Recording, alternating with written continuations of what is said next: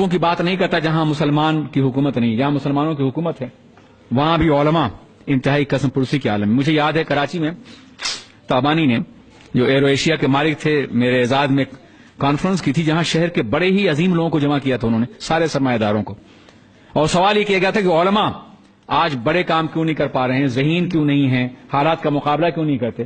میں نے کہا یار جن بچوں کو صدقے اور زکوٰۃ کے نام پہ پالتے ہو تمہاری کلائی تھام کر کے تمہیں برائی سے نہیں روک سکتا ہے. وہ دور پیدا کرو جب علماء کا دور تھا. تمہارے بچے 400 تو آدمی موجود ہو، سبھی دولت مند ہو، ملینر ہو، تم میں کتنے بچے حافظ ہونے تمہارے بیٹوں میں سے، کتنے بچے عالم ہو رہے ہیں. ہم جن بچوں کو پڑھاتے کم ہیں، پالتے زیادہ ہیں. وہ جو کر رہے ہیں وہی بہت بڑی بات ہے. اورنگزیب کے زوال کے بعد اگر بر صغیر میں اسلام محفوظ ہے تو علماء کی محنتوں کی بنیاد پہ. تمہاری پیشانیوں میں اگر سجدہ ہے، تمہارے دلوں میں اگر ایمان ہے تو انہی چٹائی اور پٹائی کو علماء کی بنیاد پر ہے، جنہوں نے زحمتیں اٹھائیں، تکلیفیں برداشت کی اور انہوں نے اپنے دین کا کام کیا. احسان مانو ان کا. اور اگر تم چاہتے ہو کہ انقلاب لانے والے علماء پیدا ہوں تو ایسے علماء پیدا کرو جو جنگ آزادی سے پہلے کے علماء تھے، جو بڑے بڑے مناصب پر تھے، دولت مند لوگ تھے، سرمایہ دار لوگ تھے، جن کو بادشاہ وظیفہ دیا کرتے تھے. تو وظیفوں کا دور بھی ختم ہو گیا تھا. اب کیا ہو رہا تھا؟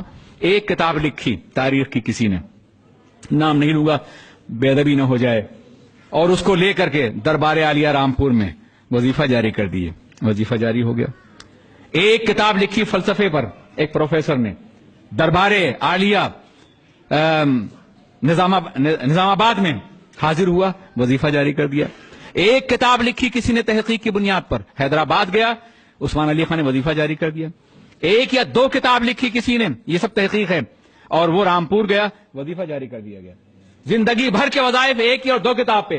امام نے 1000 کتاب لکھی اور کسی دروازے پہ انہیں نہیں دیکھیں گے آپ، کسی دروازے پر نہیں، بلکہ کتابیں لکھی اور کسی نے کہا کہ حضور سرکار رامپور نے یاد فرمایا ہے، آپ کو اعزاز دینے کے لیے یاد فرمایا ہے.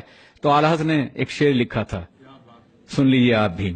بجز سرکار سر کار عالم، بجز سرکار سر کار عالم، سروکار بس سرکار ندارم. سوائے سرکار کے جو مقصد تخلیق کائنات ہیں، کسی سرکار سے میرا کوئی سروکار نہیں ہے، میں نہیں جاتا. نواب نان پارا سعد علی خان نے یاد کیا، مشاعرہ منعقد کیا. اپنے دور کے سب سے بڑے نعت گو شاعر تھے، نہ پہلے کوئی تھا اور نہ آج ہے.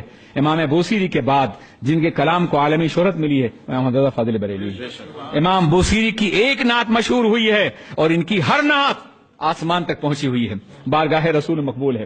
اللہ اکبر. اعلی حضرت کو بلایا گیا تو آپ نے ایک نظم لکھ کر کے بھی نعت کہ وہ کمال حسن حضور ہے کہ گمان نفس جہاں نہیں، یہی پھول خار سے دور ہے، یہی شمع ہے کہ دھواں نہیں.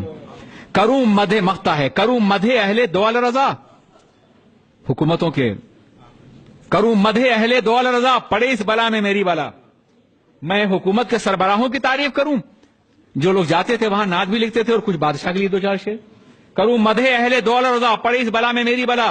نانپارا ریاست کا نام ہے. میں گدا ہوں اپنے کریم کا، میرا دین پارے نہ نہیں. یہ لکھ کر کے بھیج دیا اور بادشاہ نے اسے اپریشیٹ کیا. میں گدا ہوں اپنے کریم کا، میرا دین پارے نہ نہیں. یا رسول اللہ میں گدا ہوں.